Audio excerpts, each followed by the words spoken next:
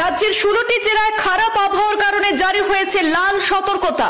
বরাকের 3 জেলা কাছাড়, হাইলাকান্দি এবং শ্রীভূমিতেও জারি হয়েছে রেড অ্যালার্ট।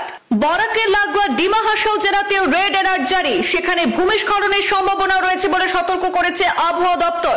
বিশেষ প্রয়োজন ছাড়া কাল ঘর থেকে কেউ বের হবেন না, রাজ্যবাসীর উদ্দেশ্যে সতর্কতা জারি করলেন মুখ্যমন্ত্রী ডক্টর হিমন্ত বিশ্ব শর্মা।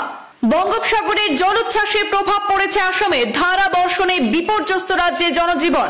পাহাড়ি এলাকায় ভূমিস্খলনের সম্ভাবনা রয়েছে, টিলাভূমিতে বসবাসকারীদের নিরাপদ আশ্রয়ে যেতে পরামর্শ রাজ্য সরকারের। আবহাওয়ার প্রতিকূল পরিস্থিতিতে নদীতে মাছ শিকার, স্নান বা কোনো কাজে না যেতে সতর্ক করে দিয়েছে রাজ্য সরকার।